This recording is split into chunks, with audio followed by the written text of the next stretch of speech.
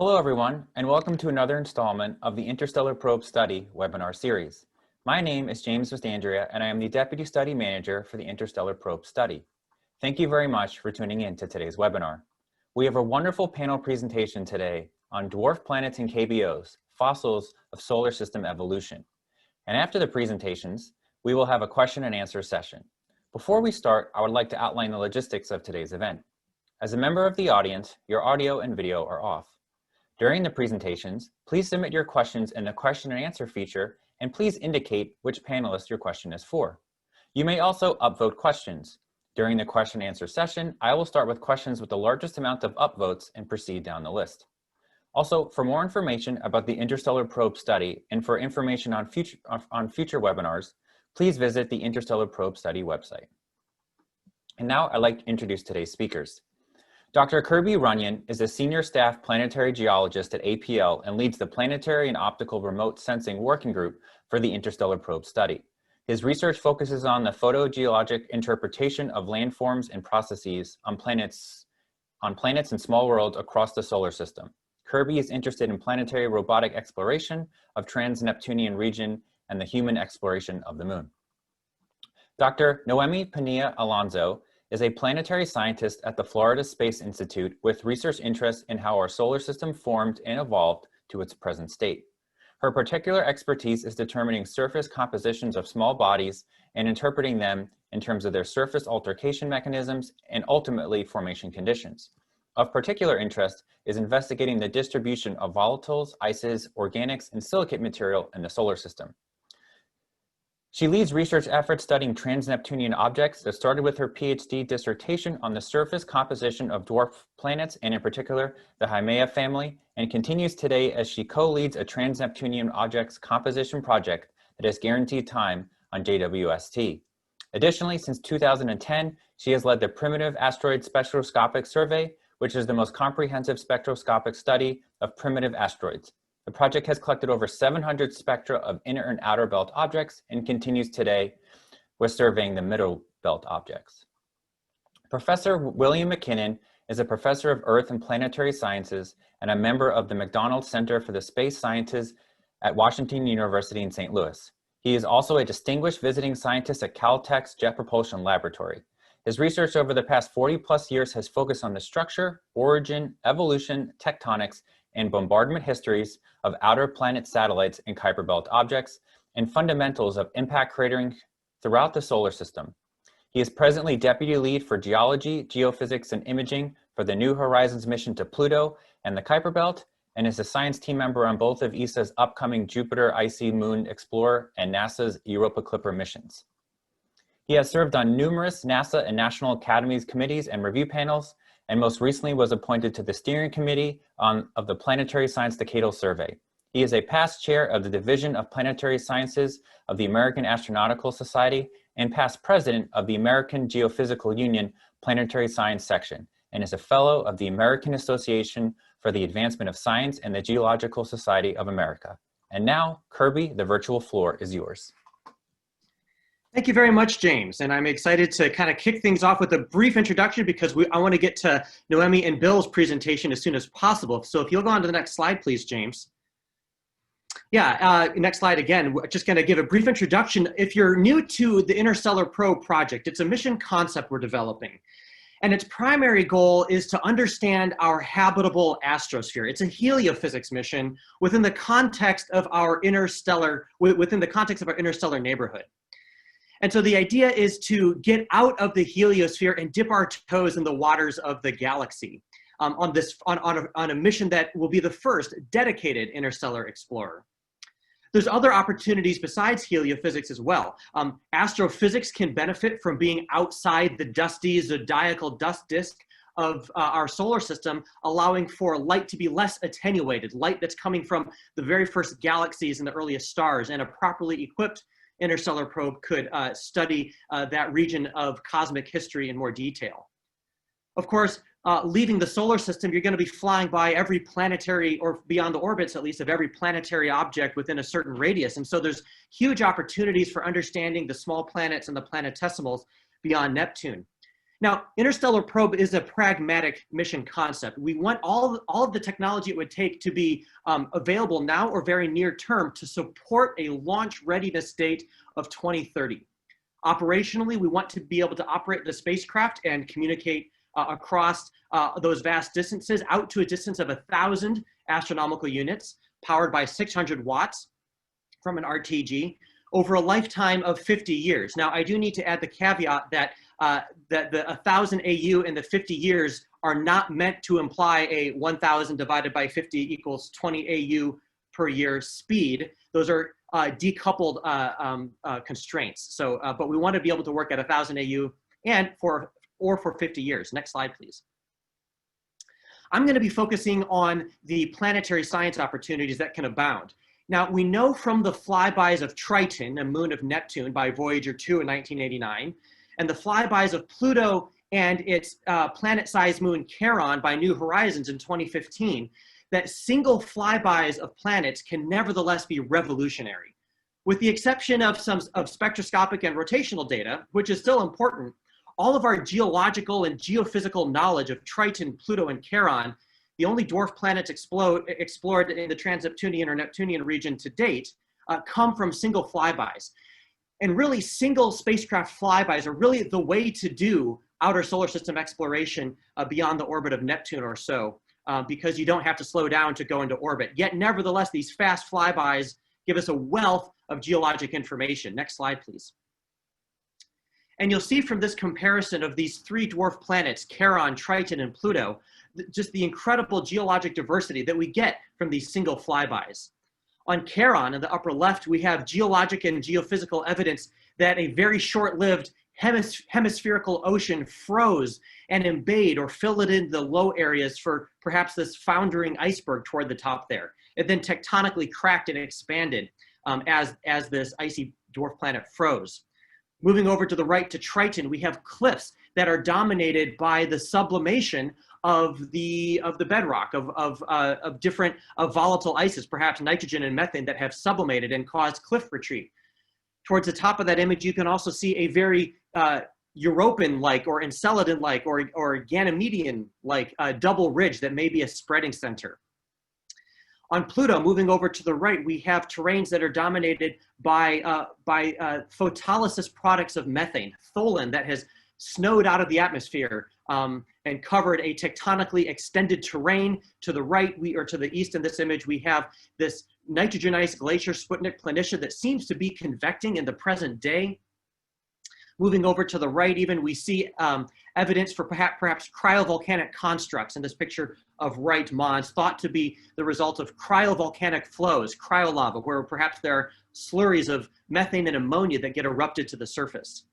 Of course, with imaging spectrometers, we can also look at the compositional distribution on the surfaces of these small planets, looking at the composition of, looking at the distribution, say, of nitrogen or carbon monoxide, carbon dioxide, water ice, methane, and other features.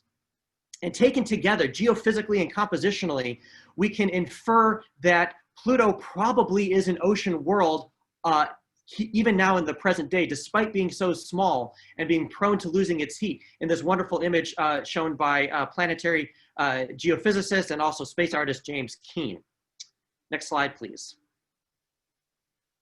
Of course, there are also planetesimals like Arrokoth. These Lego pieces are really building blocks of not just small planets like Pluto and Charon and Quaoar and Gong and others, but also the larger terrestrial planets and perhaps even the giant planets. And we can even look at the presence of things like methanol and other exotic ices on these planetary building blocks. And all of this from just single flybys, not going into orbit, but just flying quickly past, like New Horizons has done for Arrokoth. Next slide, please. Now, the great thing about dwarf planets is that there's so darn many of them. They're the most common, they're the most populous category of planet in our solar system, numbering at around 130 in the region beyond Neptune. And we count a dwarf planet as anything 400 kilometers in diameter and larger. That's likely large enough to be round by self-gravity. And that means that no matter which direction you want to send your spacecraft out of the solar system, with just a couple trajectory tweaks, you can probably fly by at least one of them. Now, of course, the Interstellar Probe mission concept is a is dominated by the heliophysics science constraints. And that community has really gravitated, if you'll excuse the pun, towards just off the nose, if you will, of the heliosphere. This is a plot of latitude and longitude, and leaving the heliosphere somewhere between the nose and a flank would allow for optimum heliophysics to be done. Now, if we're going in that direction, the planets Quaoar and Gonggong at distances between 30 and almost 90 AU from the sun, really about 45 to 90 AU from the sun, lie along that exit trajectory. And so either planet would be a very compelling target to begin to build up our catalog of understanding this most populous of planet category, the dwarf planets. Next slide, please. So some of the big pictures as we begin this nascent field of comparative planetology and ocean worlds beyond Neptune, we want to answer questions like, are there ongoing plumes or cryovolcanic or even tectonic activity on them? What are the variability of the landforms, the different compositions, different volatile contents of these dwarf planets? Tell us about the processes and evolutions. We also want to understand what fraction of them either had, maybe 4 billion years ago, or perhaps still do have liquid water in their subsurface. And how is that related to the window of habitability for these planets? We need to stop thinking perhaps of the habitable zone as only being that narrow strip around a star where liquid water can exist on the surface, and really extend that concept to where liquid water can extend below the surface.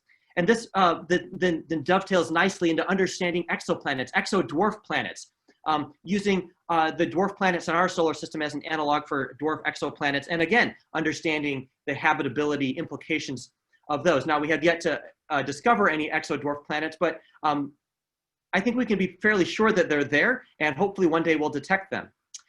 So that concludes my brief introduction, and I can't wait to see what Noemi and Bill are going to present to us next. Thank you very much, Ranion and Kirby. So I'm going to talk now about the fossils of the solar system, but I'm going to focus on the small bodies. My interest is the primitive icy surfaces, and I'm going to tell you now why studying the composition of these bodies is really interesting and what the Interstellar Probe can do about that. Next slide, please. So not because we have said it so much that these bodies are the fossils and that they help us understand the formation stages of the solar system. We have repeated it a lot, but not because of that it is less meaningful. So that's really true, because these objects their surfaces are formed by material that is substantially unaltered. But it's altered enough so that it's going to tell us about processes like irradiation, sublimation, formation of dust mantles, different things, different processes that affect these primitive bodies. And also studying their composition gives strong constraints to the dynamical studies that tell us not only how the solar system formed, but also how it has evolved to the actual solar system that we know up to today. The most intriguing materials that we like to trace in the solar system are the water in the form of water ice, or even in the form of hydrated materials that have OH components in their matrix. And also the complex organic compounds, because both of these are crucial to understand the origin of the life on Earth. Next slide, please.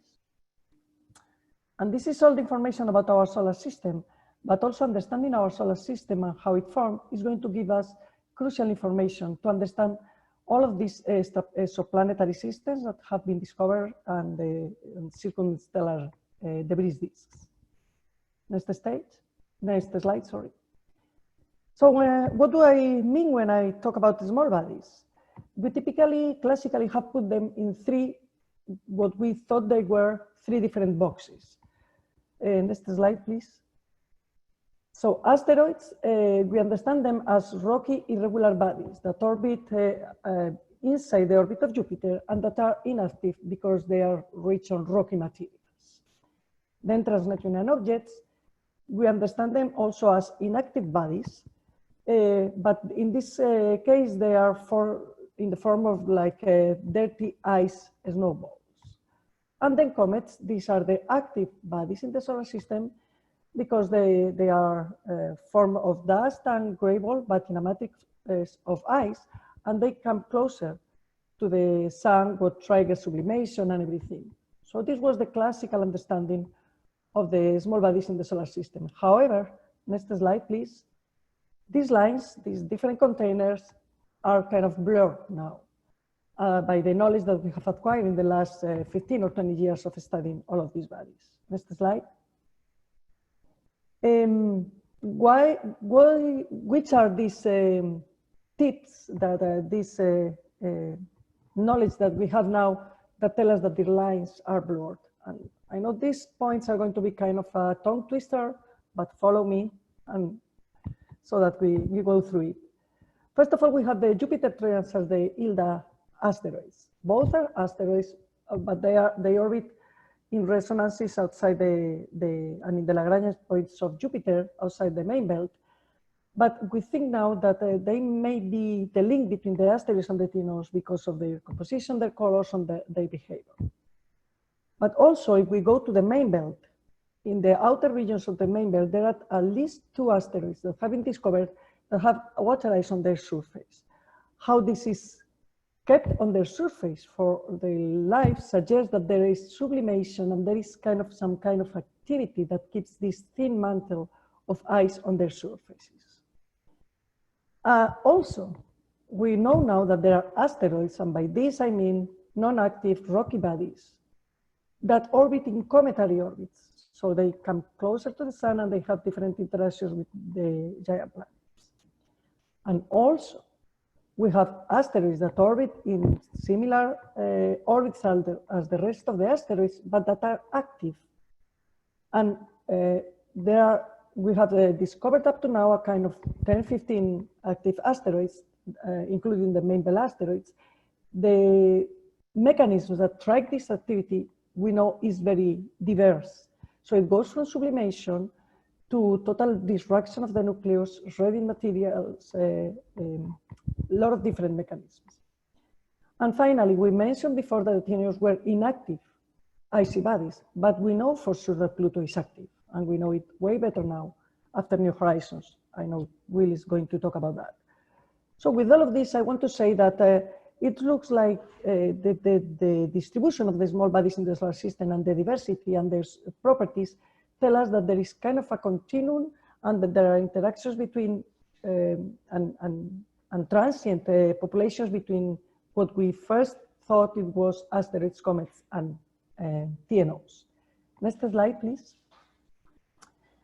And when it comes to the TNOs, that is what I'm most interested. We know it's a population that is not very well known up to now. Has not been so long from the discovery of the first trans-Neptunian object, that is not Pluto. And we have that these are all small bodies. And for small, we understand from tens of kilometers to some hundreds, and in some particular cases, even a couple of thousands. They all are orbiting far away from the sun, like about 40 astronomical units and beyond. And only the centaurs, that is a transient population, orbit in the region of the giant planets. So with being small, cold, and far, what we have is that the relative magnitude is small. So we have TNOs from 16 magnitude to 26. And that is very, very difficult to read from ground-based telescopes.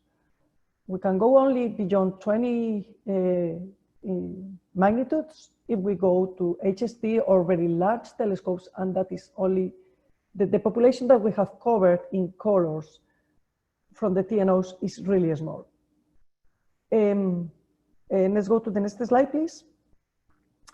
So what do we know from this small population that we have covered? Here on the right, you can see all the TNOs that we know the geometrical albedo. These were observed with the Herschel Space Observatory and with the Spitzer. And we know that they are kind of bright objects up to 30% of geometrical albedo. This means that they reflect 30% of the light that they receive from the sun, but also a lot of them are pretty dark. And only the large dwarf planets and the members of the Haumea family that appear there in purple and blue are bright objects.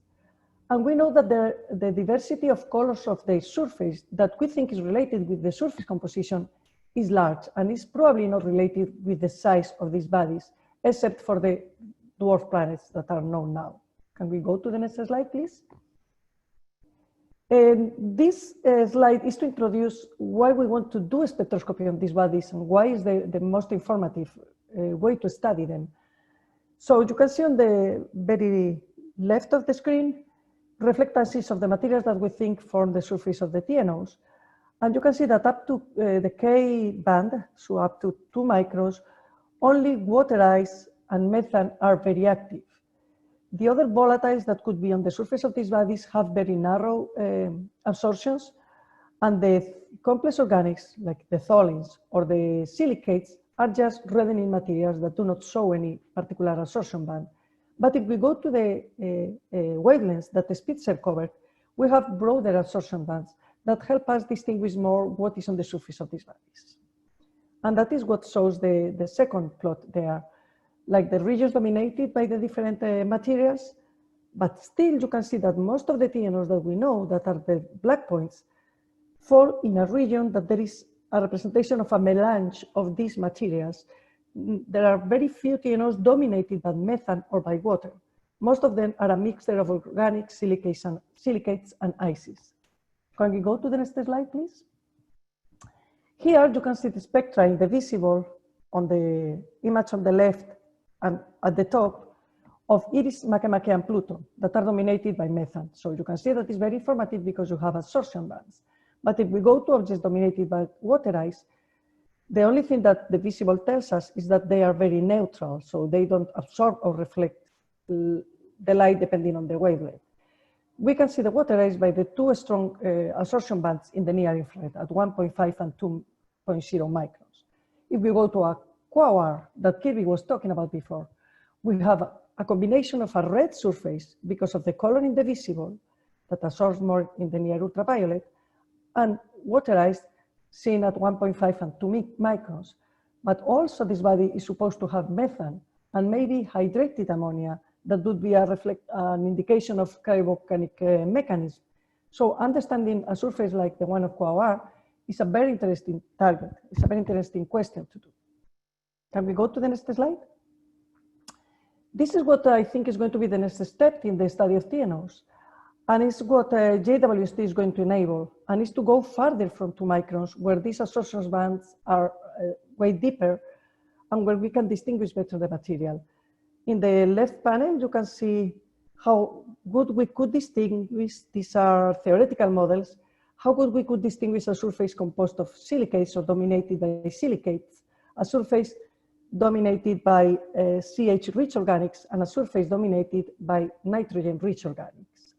And here on the right, you can see mixtures of materials. So if we have H2O, tholin, and pyroxene, you can see how much it absorbs above 2 microns. But then if we remove some of these components from the surface and we put another one, for example, the top one that has a tholin that is a nitrogen, then you have other different bands. So James Webb, when it flies, is going to give us a very good knowledge on what is on the surface of TNOs. Let's go to the next slide. This would be another point of interest, and I know that the Interstellar Probe has an ultraviolet photometer. So hydrated materials like hydrated silicates, but also CO2 and also water ice and also complex organics have distinct absorptions in the ultraviolet. So, and this cannot be done from ground base. So the knowledge that we have on this is based on some primitive asteroids or based on some icy moons of the giant planet. Can we go to the next slide? And I'm going to summarize here in 2 slides why I think Interstellar Probe can give a huge return if we turn the eyes a little bit to the TNOs. And it's because of the lack that we have on detailed knowledge on the surface of TNOs. We have some from general studies, but from ground-based telescopes, we don't have very detailed information. And if we could resolve elements on the surface, that would be great, because all of this surface composition is related also with physical processes, like I said before, with sublimation, with formation of dust mantles, with irradiation. So every piece of information that we could have would be a potential for breakthrough discovery. Near-infrared and ultraviolet are really interesting, and it would allow us to trace the OH components across the solar system, but also irradiation products as the complex organics, and all of this related to prebiotic material. The next slide, please. This is just some detail of kind of questions that we would like to answer about what is the recipe to cook a solar system and TNO, which amount of complex organic silicates and water ice we have, and what's the nature of this, and how much we can learn from that. And with this, I finish. Thank you. Thank you very much, Dr. Pinilla Alonso. And now for Professor McKinnon's talk. Hi, everybody. Thank you to Naomi and to Kirby for the fascinating talks. I want to continue with the theme and examine the opportunities we have to explore these worlds of the trans-Neptunian region with the Interstellar Probe. Next slide.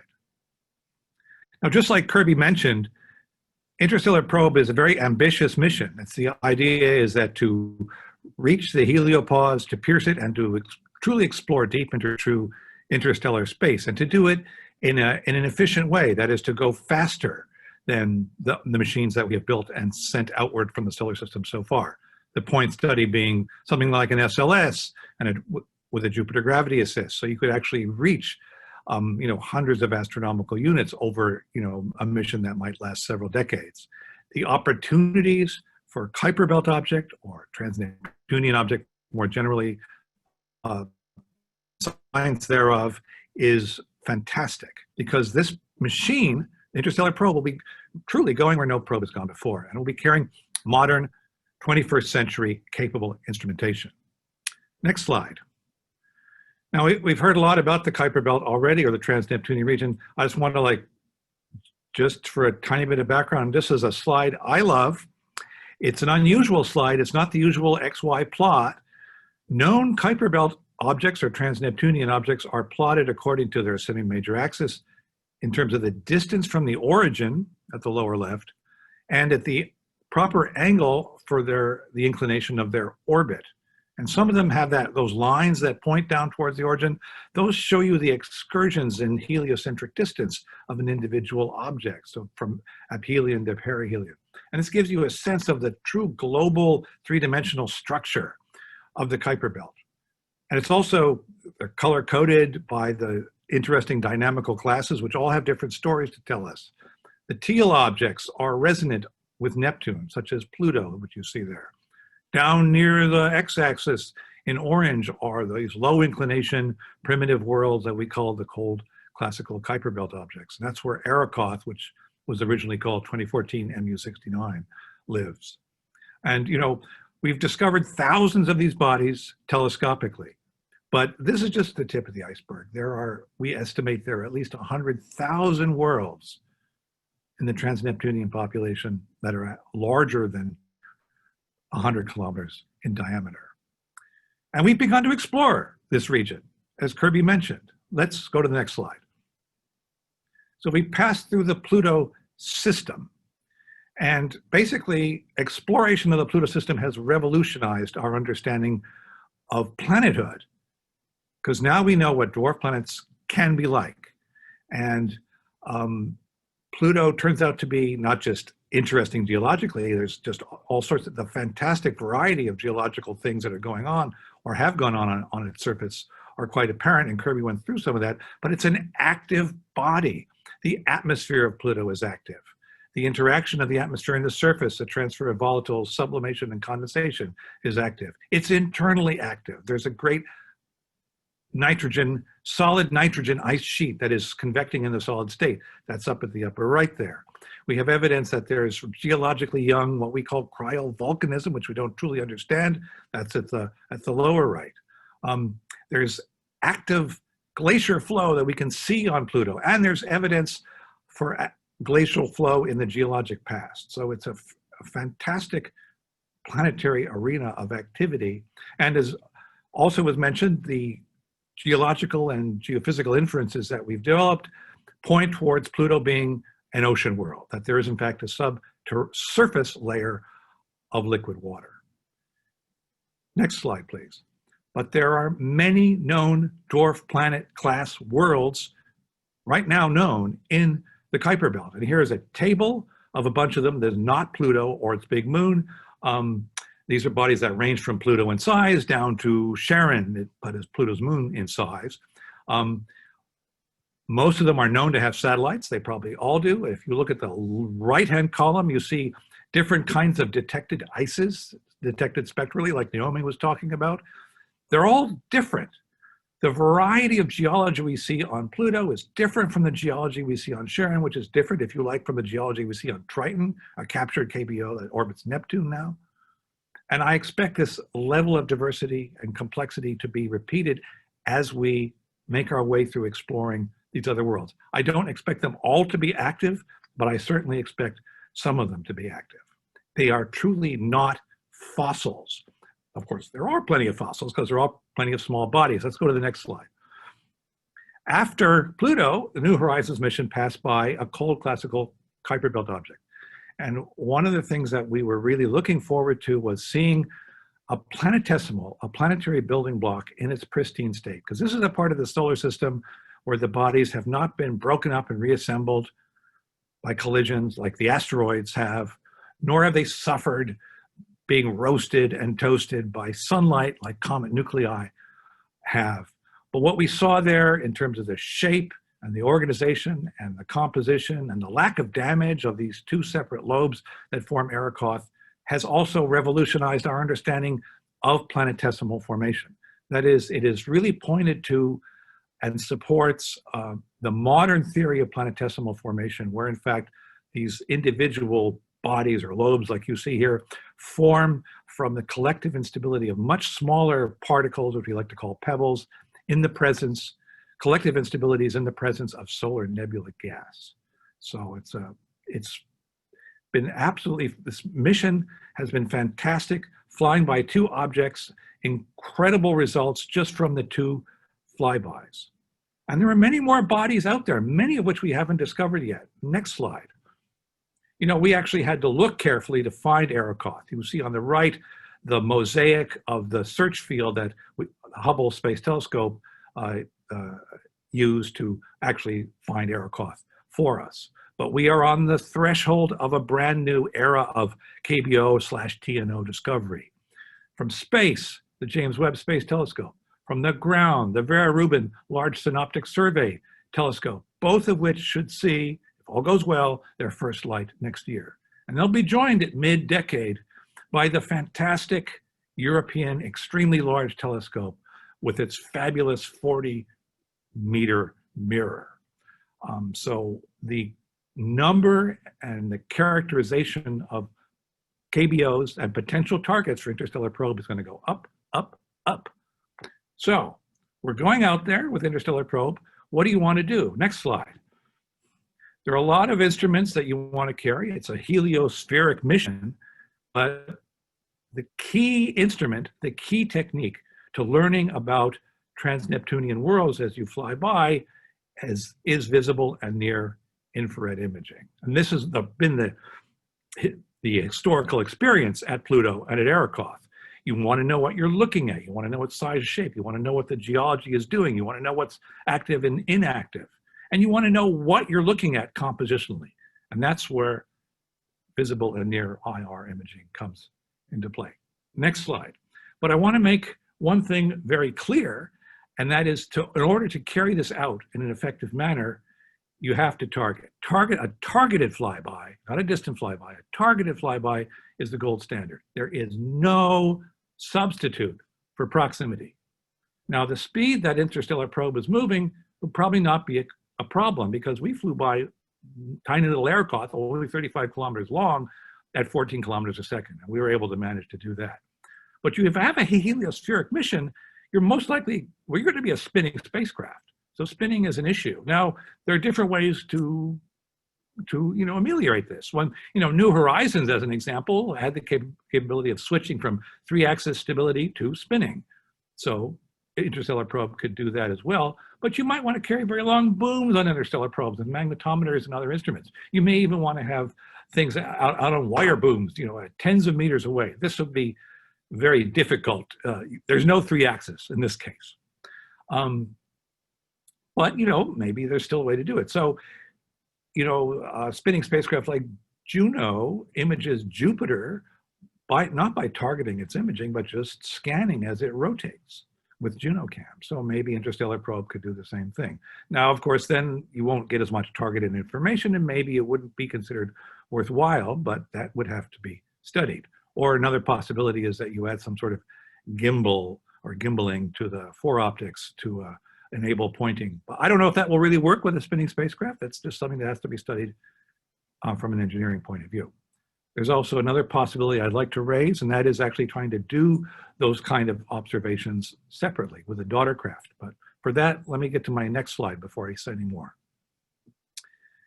In order to have a targeted flyby, you have to target.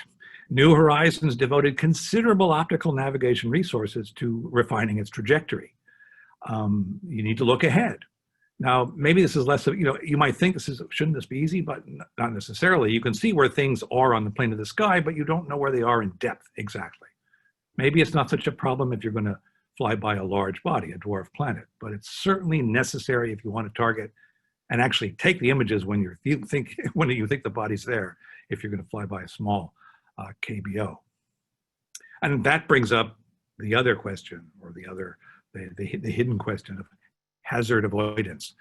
Our mission, New Horizons, also devoted considerable resources to enable the close flybys of both Pluto and Arrokoth, because you hit a small object, a grain of sand at high speed, and that, of course, Interstellar Probe is going even faster than we were. It could be a mission-ending kind of collision.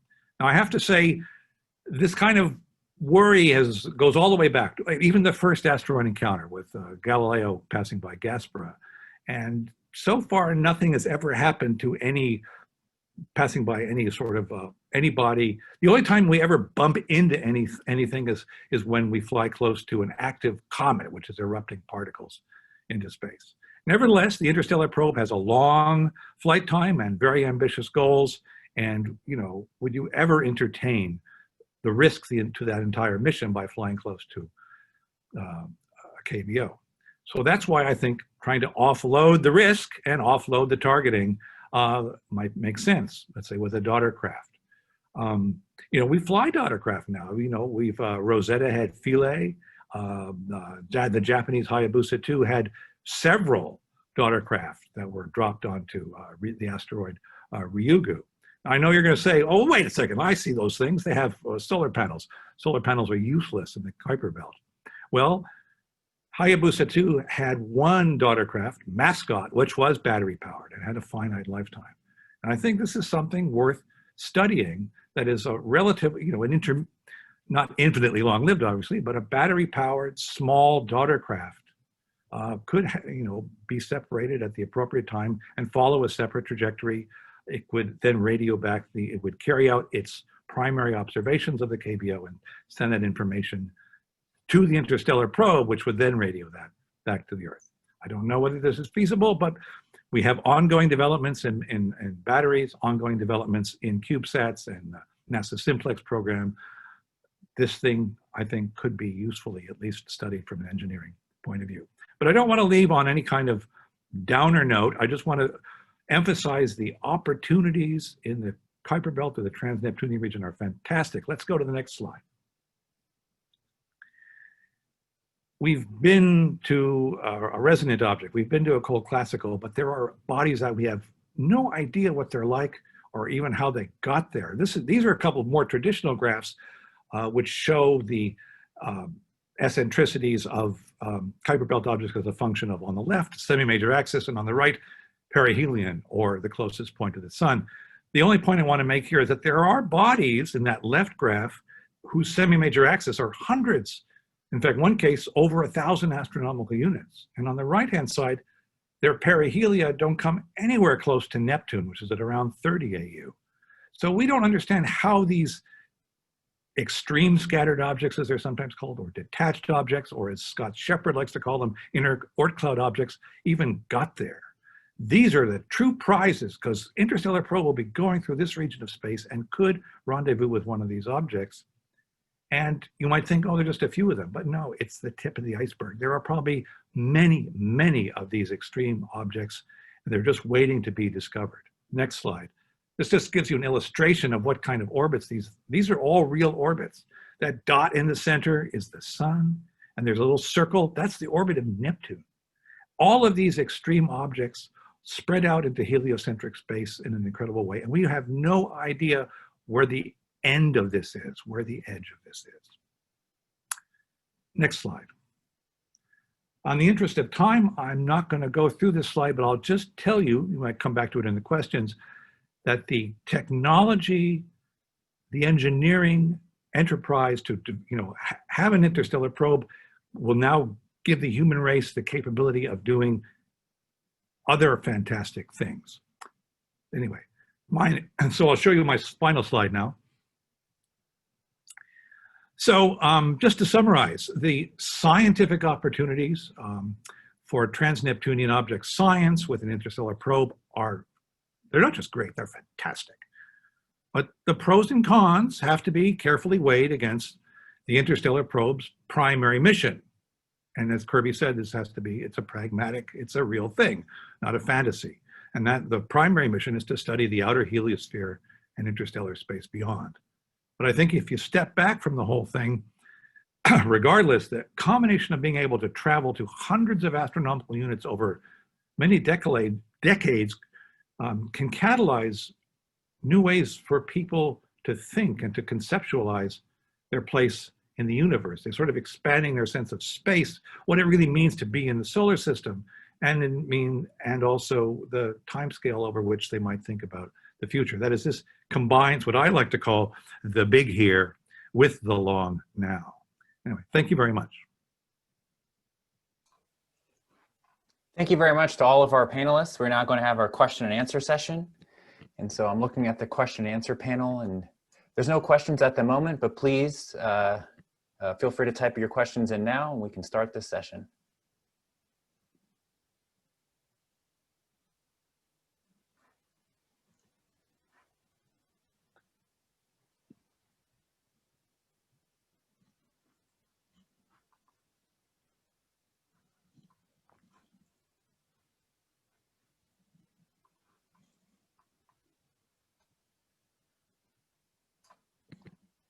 Well, I James, see that we have a hand being raised too.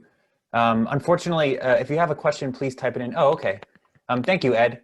So how long would the Jupiter flyby take? So the interstellar probe study is still a study that's being worked on right now. And so, we don't have an exact date for that, but perhaps I see that Pontus Brandt, our project scientist, just joined. So Pontus, would you like to take that question? Sure, I can do that. So we're talking about a couple of hours. I think with the latest stack up that we've looked at for with SLS and the kick stages, the transfer time to Jupiter would just be roughly under a year. So we're zipping, and then the flyby of the Jovian magnetosphere, if that's what you're interested in, we're talking less than 10 hours. So it's a very short time. Thank you, Pontus. And the next question is from Ralph McNutt, and he says, "Hey, Bill, really nice talk. So what would be your current favorite target be if you were king?" Personally, it would be the dwarf planet Haumea, because we think that it's also suffered a catastrophic collision that has set it rotating very quickly and distorted it into a triaxial Jacobi-like shape. It has satellites, it has rings, it's got everything. It's not quite at the tip of the nose on the graph that Kirby showed, but it's not that far off. But it really seems to me that whatever we pass by will be revolutionary. I'm really not worried about what we pass by. Thank you very much, Bill. And the next question is from Christopher Rose, and he asked, "Dr. McKinnon, can you talk a bit more about what's on your penultimate slide means by, quote, catching a ride on an interstellar object? Has much work been done in this direction?" Let's go backwards if we can. I don't know if that's possible. or I could talk to it. Yeah, so if you look on the left there, you'll see the escape speeds of the 5 spacecraft that are leaving the solar system, some of which are still active, right? The 2 Voyagers and New Horizons. If you look on the pictures, you see our two recent interstellar visitors, Oumuamua and Borisov. And their V-infinities, their asymptotic velocities, are roughly double those escape speeds. One of the things I've noticed is that the interstellar probe with the point study that's been, Pontus was just talking about, could bring them a capable spacecraft to a speed of, over 30 kilometers a second. So if we had advanced warning, and if Jupiter were in the right position for the proper gravity assist, like we were just talking about, then the same technology could allow us to launch a capable spacecraft to rendezvous with one of these interstellar visitors. And I don't just mean flying by, which, the Europeans have a Comet Interceptor, which could do something similar, but we would actually rendezvous and ride with it. We could even land on it. So that would be, I think, a mind-blowing spacecraft expedition. As to what work has been done on this, I don't think any work has been done specifically. People have been trying to imagine what I just mentioned, some sort of intercept mission with one of these objects. That's probably as much has been done. Thank you very much, Bill. And the next question is for Noemi from Michael Paul. Is there a scientifically most interesting quadrant of the KBO region to visit from a solar system building blocks perspective? So, let me know if I understood. You are asking if there is a region of the Kuiper Belt that is more interesting than other? Yes, as in which region yeah. would you like to visit from the perspective of learning more about how the solar system was created? Well, if we really want to go to very, very primitive, we think that the ones that have formed farther and stayed farther are the cold population of the TNOs. That has already been visited, we can say, with our report. But as Bill said, any of these objects would give us a lot of information, not only the cold population. I mean, the detached, the detached that spent so much time farther from the sun. So the radiation on the surface must have been different than, for example, for Centaurs. So all of them are going to give us a lot of information. Thank you very much, Noemi. And the next question is for Pontus Brandt, and is from Paul Sinek. How much flexibility do we have on outbound trajectory? Can we go anywhere in KB, either a node or the longitude of the ecliptic or whatever it's called? Yeah, I can take this one. Thanks, Paul.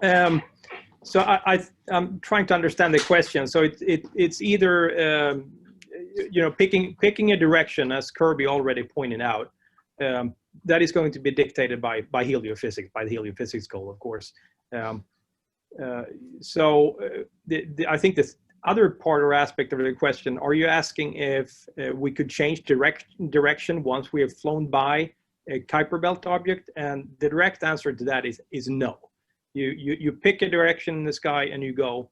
And remember, our speed, as it was alluded to, will be right now in the study, we're getting something around 7.6 AU per year, which is roughly your 40 kilometers per second. So it takes a huge amount of fuel to even change direction by a few tenths of degrees. Could I add to that? Yes, please.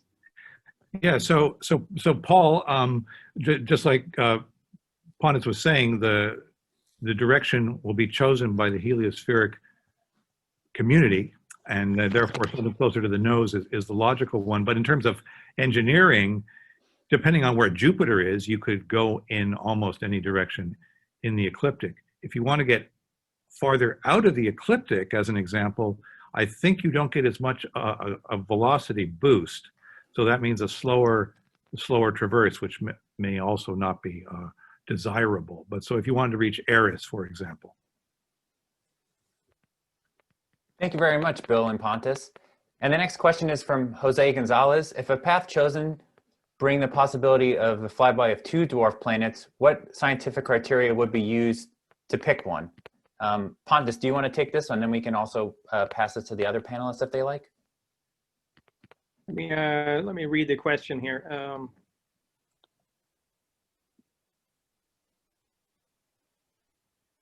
So I really think this is a question for either Bill or Naomi, actually. So yet again, I mean, the heliophysics goals will set a direction, and that's pretty sloppy. We're talking about 10 degrees or so for heliophysics.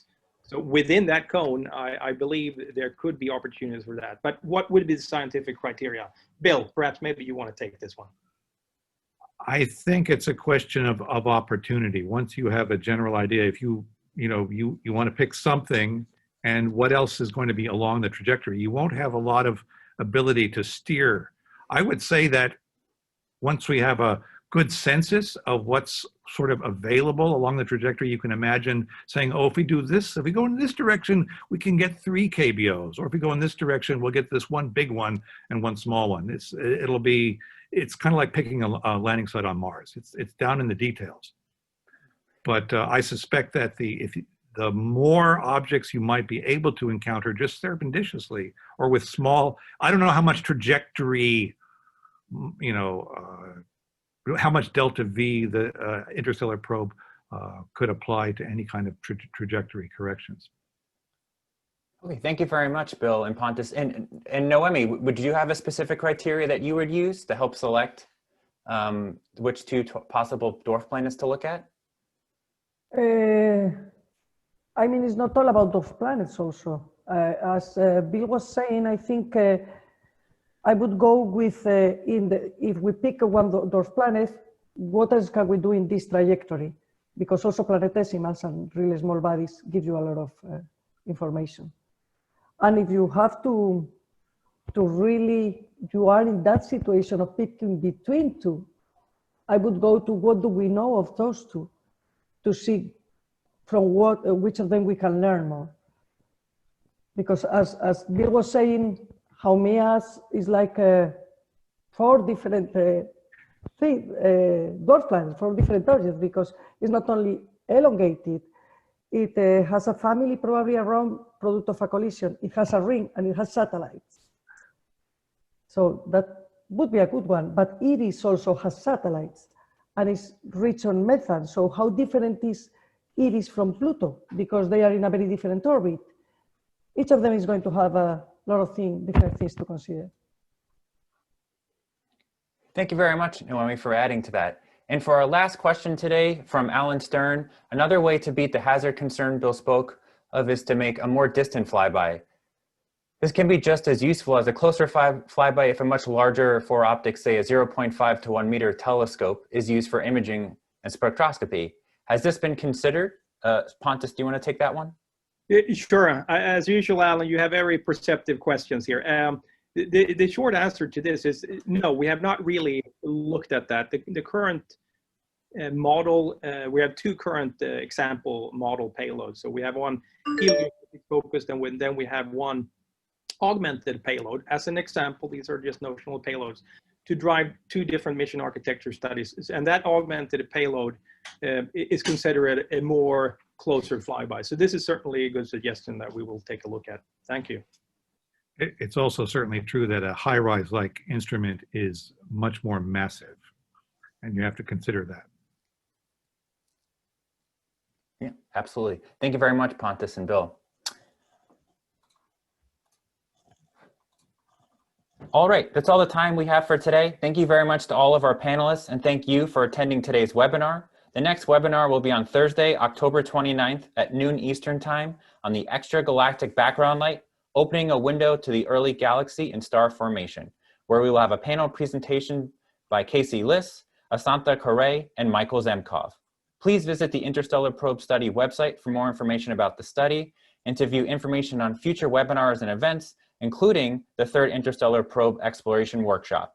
Also, please consider signing up for our listserv under the Community Involvement section of the website to make sure you're getting the latest information on upcoming webinars and events. Thanks for joining us and have a wonderful day.